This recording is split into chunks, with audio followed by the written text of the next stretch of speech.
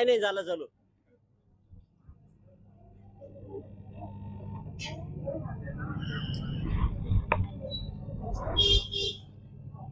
ये फोटो घेऊन टाक. व्हिडिओ घेतला का? नमस्कार, मी विश्वा दसाळ.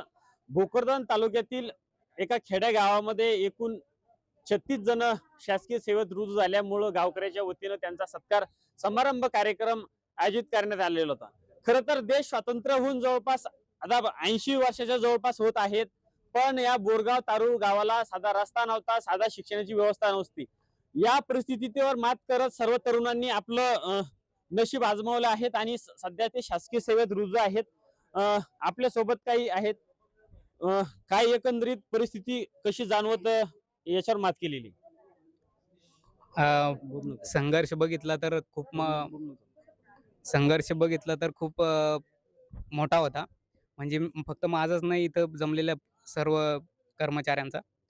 पण सगळ्यांवर अपयशावर सगळ्यांनी मात केलेलं आहे आणि जिद्द सगळ्यांमध्ये होतीच आणि गावाची मुलं कधी माग राहत नाही आणि बोरगावचं मोठं नाव करायचं सगळ्यांचं एकमेव ध्येय. तुझं नाव काय आणि तुझं पद काय, कोणत्या ठिकाणी आहे सध्या नोकरीला? मी सध्या पुण्याला आहे, IT सेक्टरमध्ये आहे, कम्प्युटर इंजिनियर म्हणून सध्या वर्किंग. एकंदरीत आपण किती वर्ष झाली नोकरी लागून आणि काय परिस्थिती जाणवली? एकंदरीत 3 वर्ष झाले नोकरी लागून. मी सध्या आता बुलढाणा पोलीस दलामध्ये पोलीस कॉन्स्टेबल म्हणून रुजू आहे. एकंदरीत सध्या मला वाटतं सध्या लागलेला आहे. परीक्षा, वेळ, अभ्यास यावर कसं मात केली? वेळ म्हणजे वेळ काढावा लागतो. काही करायचं असलं तर जिद्द पाहिजे. मेन म्हणजे जिद्द पाहिजे माणसामध्ये. जिद्द आणि सपोर्ट पण भेटला पाहिजे. तसं मार्गदर्शन पण भेटायला हवं. मग मार्गदर्शन भेटलं तर कोणी पण काही पण करू शकतो. एकंदरीत आपल्यासोबत ऑपरेटर आहेत. सध्या साधी नोकरी आहे. गाव कसं सांभाळावं लागतं? गावाचं खरं तर म्हटलं तर गावामध्ये सगळ्यांना सांभाळून घ्यावं लागतं. प्रत्येकाच्या अडीअडचणीला मदत करावं लागतं. काय सांगाल? एकंदरीत या खेड्या गावामध्ये इथले तरुण नोकरी लागलेले आहेत. गावाचं नाव लौकिक झालेलं आहे. सांगू एवढं इच्छितो की या खेड्यातल्या सर्व मुलांनी आपलं नाव, स्वतःचं आई-वडिलाचं नाव, गावचं नाव मोठं करण्यासाठी अक्षरशः कंपनीमध्ये 4 तास 5 तास काम करून सगळ्यांनी आम्ही अभ्यास केलेला आहे. काहींनी तर अक्षरशः रीडिंग झाडून 1-2 तास तिथं पावत्या फाडून बाकी तिथं फक्त खायला आणि रीडिंग बसू द्यायला भेटायचं. एवढ्या कठीण प्रसंगामध्ये या सर्वांनी संघर्ष केलेला आहे. काय आता न्यायालयीन कामामध्ये आहेत, अनेक अडचणी आहेत. मी तुमचं मागाशी भाषण ऐकताना हे केलेलं आहे. परीक्षा देणं, परीक्षेत सगळ्यात मेन म्हणजे नोकरी लागणं परीक्षा. काय अनुभव आहे ते? मी नवनाथ ज्ञानेश्वर सहाने, स्टेनोग्राफर या पदावर कार्यरत आहे आणि माननीय जिल्हा व सत्र न्यायालय जालना या ठिकाणी कार्यरत आहे. या पदासाठी मला खरं तर असं म्हणतात की एक यशस्वी पुरुषामागे एक स्त्रीचा हात असतो, पण माझ्या पाठीमागं 2 स्त्रींचा हात आहे, जी माझी मातोश्री, आई आणि माझी पत्नीसुद्धा. कारण ज्यावेळेस मला नोकरी लागायचं होतं त्यावेळेस मी ऑलरेडी क्लर्क या पदावर कार्यरत होतो, परंतु पुढे स्टेनोग्राफर व्हायची इच्छा होती आणि त्यासाठी मला खरंच माझ्या पत्नीची खूप साथ मिळाली. त्याबद्दल मी या यशाचं क्रेडिट माझ्या आई-वडिलांना, माझ्या पत्नीला देतो. एवढंच. एकंदरीत दोघं नवरा-बायको नोकरीला आहे. काय एकंदरीत सुरुवात कशी झाली आणि सुरुवातीला कसा संघर्ष करावा लागला? असं म्हणतात की लग्न झाल्यानंतर मुलींचे शिक्षण वगैरे थांबतात. हे तर माझ्या बाबतीत अपवादात्मक ठरलंय. कारण माझं लग्न झाल्यानंतर माझं शिक्षण थांबलं नाहीच, तर आमच्या आई-अण्णांनी, माझ्या मिस्टरांनी मला माझ्या स्वप्न साकार करण्यासाठी खूप मला पाठिंबा दिला. त्याबद्दल मी त्यांची आभारी आहे. ज्या अंगणवाडी सेविका आहेत, खरं तर गावातलं जे महत्वाचं सध्या जन्मदर आणि मृत्यूदर या ज्या बाबी आहेत, यांच्यावर विशेष लक्ष साठी काम करावं लागतं. बरं, एखादी अडचण आता बरेचसे मला वाटतं 20-25 वर्ष झाली असेल. काय अडचण, एखादी अडचण काय झालेली? अडचण तर खूप येते, पण एक आम्हाला लहान लेकरू कसं घडवतात, चिखलातून कसं त्याला आकार देतात, असं आम्ही आकार द्यायचा प्रयत्न करतो.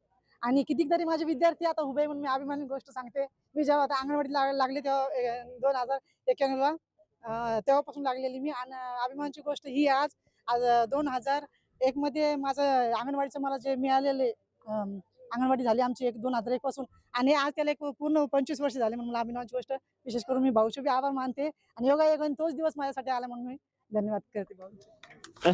एकंदरीत अंगणवाडी आता ताईने सांगितलेलं आहे, तुम्हाला किती वर्ष झाली आणि काय सांगाल अंगणवाडीचा अनुभव आहे? माझं नाव सविता टिटवाल. मी मला आता 10 वर्ष पूर्ण झालीत अंगणवाडी सेविकेत कार्यरत आहे म्हणून. आणि माझ्या आईने खूप काबाड कष्ट करून आम्हाला शिकवले, म्हणून मी आज या पदावर आहे. माहेर कुठले? हेच आहे माझं. एकंदरीत आपण ज्या आता या महिलांच्या प्रतिक्रिया बघितलेल्या आहेत, साधं ज्या नोकऱ्या होत्या वन विभागामध्ये किती वर्ष झाली आणि वन विभागात सध्या परीक्षा ज्या होतात या परीक्षेतला अनुभव आहे? मला तर वन विभागामध्ये लागून 7 वर्ष पूर्ण होत आहेत. मी वन विभागाबद्दल सांगायचं एवढंच सांगेन की वन विभाग का महत्त्वाचा आहे, कारण की माणूस जन्माला येतो आणि जन्माला आल्यानंतर या निसर्गावर पहिलं पाऊल ठेवतो ना, तेव्हा त्याला कुठलाच खातं कामात येत नाही. त्याला श्वास घेण्यासाठी ऑक्सिजन पुरवणारा आमचा वन विभाग कामात येतो. आणि माणूस मरतो ना, माणूस मेल्यानंतरही त्याला कुठलंही खातं कामात येत नाही, तर त्याला जाळण्यासाठी, त्याच्यावर अंतिम संस्कार करण्यासाठी आमचा वन विभागच कामात येतो. म्हणून वन विभागाचं महत्त्व खूप आहे. मी ज्यांच्यापर्यंत आवाज जाईल त्यांना आव्हान करणार आहे की आमच्या वन विभागामध्ये आपण सेवेसाठी यावं, कारण की वनसेवा ही ईश्वरीय सेवा आहे. त्यासाठी आपल्यासोबत काही तरुण पोलीस मध्ये लागलेले किती वर्ष झाले? जे गाव आहेत हे एक तर देश स्वातंत्र्य झाल्यापासून या गावाला रस्त्याची परिस्थिती जाणवत होती. पाण्याचा संघर्ष, नदीचा संघर्ष, आता कुठेतरी पूल झालाय. पण अभ्यास करत असताना अभ्यास कुठं केला आणि कशा पद्धतीनं भरती कुठं झाला, सध्या नोकरीला कुठे? माझं नाव विष्णू ज्ञानेश्वर देसाई आहे. मी भरतीचा अभ्यास म्हणजे संभाजीनगरलाच केला, कारण आपल्या गावात काही सोयी सुविधा नाहीये, आता पण नाहीये. पण आता जे आता तयारी करते, जे 36 समजा आपलेच बांधव सगळे लागले, याच्यामुळे आपलं गाव कुठं विकसित होऊ लागलंय. मी संभाजीनगरला अभ्यास केला, मी ठाणे सिटीला पोलीस आता 3 वर्ष झाले मला. असाच जर विकास घडत आला, अशी तरुण अधिकारी जर आपल्या गावात घडत आले, आणखी आपल्या गावाचा विकास होईल. असेच पोलीस, असे डॉक्टर, अधिकारी आपल्या गावात व समाजात तयार होते. एकंदरीत दोन्ही बहीण भाऊ डॉक्टर झालेले आहेत, खाजगी सेक्टर आहेत, डॉक्टर झालेले, पण परीक्षा दिल्याच्या नंतर ते कोणत्या पोस्ट जाईल हा पुढचा भाग आहे. एक डॉक्टर म्हणून डॉक्टरसाठी काय प्रयत्न करावा लागले आता? डॉक्टर होण्यासाठी आपल्याला 12वी नंतर नीट एक्झाम द्यावं लागते. त्यामध्ये आपल्याला चांगले स्कोअर आला तर आपण सरकारी कॉलेजेसमध्ये आपलं ॲडमिशन होते त्यामध्ये. बरं, तूही लागलेला आहे, तुझं शिक्षण कुठं झालंय आणि आता पुढचं ध्येय काय? माझं MBBS शिक्षण हे किर्गिस्तान बिश्केक ह्या देशामध्ये झालेलं आहे आणि नुकताच माझा निकाल आला आहे, त्यामध्ये मी पास झालो आहे. मला 159 मार्क पडलेले 300 पैकी. आणि पुढच्या सहा महिन्यानंतर मी शासकीय दवाखान्यात रुजू होईल. कोणत्या ठिकाणी सध्या नोकरीला आहेत आणि शिक्षणाच्या बाबतीतलं एक महत्वाचं जी बाब आहेत काय सांगाल? मी आता सध्या मुंबईमध्ये इलेक्ट्रिकल इंजिनियर म्हणून टाटा पॉवरमध्ये कार्यरत आहे. खरं तर मला खूप अभिमान वाटतो की मी इलेक्ट्रिकल इंजिनियर म्हणून मुंबई येथे कार्यरत आहे. आणि मला या गावकऱ्यांचा सुद्धा खूप अभिमान वाटतो की त्यांनी हा कार्यक्रम घडून आणला आणि इथे सर्वांचा सत्कार केला याबद्दल. म्हणजे या गावामध्ये प्रत्येक क्षेत्रामध्ये एक एक दोन दोन वकील सोडता एक दोन आहेत. काय सुरुवातीला जी परिस्थिती होती गावाची, आता बरेचसे तरुण लागले, तरुणांना काय संदेश द्याल? आज जो कार्यक्रम ठेवला सर्जरामांनी, अगोदर आमच्या गावाची संख्या खूप कमी होती. आजची परिस्थिती बदललेली आहे आणि इथून पुढे तरुणाला काय संदेश आहे? बरं, एकंदरीत जे तरुण लागलेले आहेत आता सगळे तुमचा काय संदेश राहणार? संघर्ष हा जीवनाचा मार्ग आहे आणि संघर्षामध्येच आनंद आहे. संघर्ष. सध्या ड्युटी कुठे? सध्या माझं नाव भास्कर गोरखोदे. मी भारताच्या प्रतिष्ठित bank state bank of India इथं जाफराबाद येथे कार्यरत आहे. कोणत्या ठिकाणी पदावर आहेत आणि सध्या काय सांगाल? माझं नाव कृष्ण हरिश्चंद्र साने. मी सध्या इंडियन आर्मी कारगिल क्षेत्र यामध्ये सध्या ड्युटी करतो. मी लागलो 2016 मध्ये. त्यावेळेस ती परिस्थिती आमच्या गावातली खूप बिकट होती. तेव्हा आमच्या गावामध्ये बोटावरती मोजता येईल एवढे सरकारी जॉबमध्ये होते. आता बघता येईल तर खूप आनंद होतो. आता 36 जण आले. इंडियन आर्मीमध्ये आमचे टोटल 9 जण लागलेले आहे. डॉक्टरमध्ये पण 5 जण आहे. शिक्षक, न्यायालय, प्रत्येक क्षेत्रामध्ये आमच्या गावातले मुलं विकास करतात आणि भरभराटी पाहून खूप आनंद वाटतो. ज्यांनी या कार्यक्रमाचा पुढाकार घेतलेला आहे ते सर्जेराव पाटील धसाळ आपल्यासोबत आहे. कोणती संकल्पना काय म्हणजे काय डोक्यात सुचली की एवढा तरुणाचा सत्कार ठेवला? माझी इच्छा ही 2 वर्षापासून होती, पण त्याला काही प्रोत्साहन भेटत नव्हतं. पण माझे पुतणी आणि पुतणी लागली त्याच्यामुळं मला जास्त हे करावं वाटलं की बा आता आपल्याला करावंच पडतं, म्हणून जरी आपण हे पुढाकार मी घेतला, पूर्ण सगळ्याचा पुढाकार घेतला. हा.